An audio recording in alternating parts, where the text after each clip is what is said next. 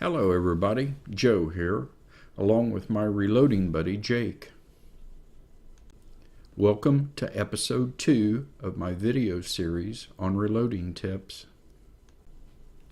For over 40 years, firearms, reloading, and self-reliance have been a critical part of my life. I've written extensively on the subject and like to remind my friends that reloaders, no matter what the political environment or what laws are passed, will be the last to run out of ammo. Our topic today addresses trimming cases to length. Trimming cases should be the simplest thing, yet many reloaders find it a frustrating endeavor no matter what type of tool we're using. I want all of my .308 Winchester cases to be exactly 2 7/7 inches long. That's what my favorite rifle likes to eat, and given the sophistication and variety of trimming methods available to us ammo smiths, I should be able to accomplish that result with each and every cartridge. Unfortunately, it doesn't seem to work that way.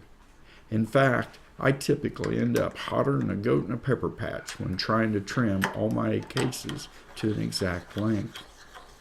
It seems like I'm always adjusting my trimmer's lock rings after every few cartridges. Achieving consistent, repeatable results can be elusive. How difficult can this be? We basically have point A and point B, the distance between them controlled by some adjustable component of our trimmer. Yet, I was consistently getting a variety of lengths on my cases. Several years ago, I implemented a simple step to address one potential cause of this inconsistency. As this close-up shows, the brass shavings created by most cutting heads can make a huge difference. As I trim and ram, tiny bits of this scrap accumulate around the cutting heads. Mix in a little case lube with the shavings, and this buildup can become significant after only a few cases. The obvious fix here is an old gun cleaning toothbrush and policing the equipment. Just brush off the cutting head every few cases and you'll see consistency improve dramatically.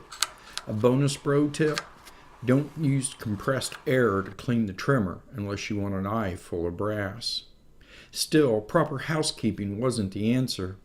While this addresses potential issues with point B, Jake reminded me not to forget about point A, or the case's head, or sometimes called base. As this close-up shows, ejectors, bolt locking, and the violence of chambering, especially on autoloaders, can deform the case's base.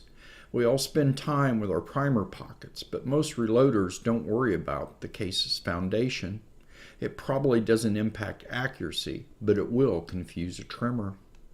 Here's a second example. That ridge highlighted by the arrow is over 1/1000th of an inch high.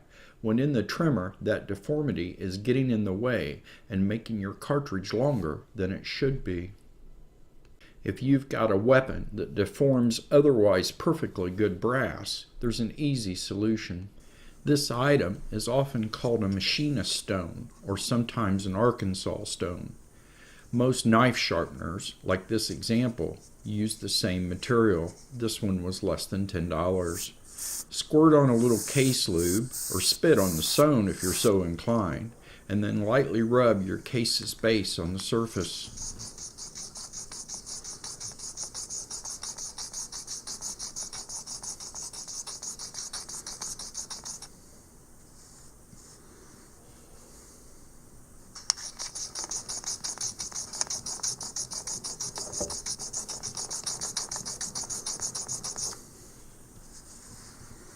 You can see the difference.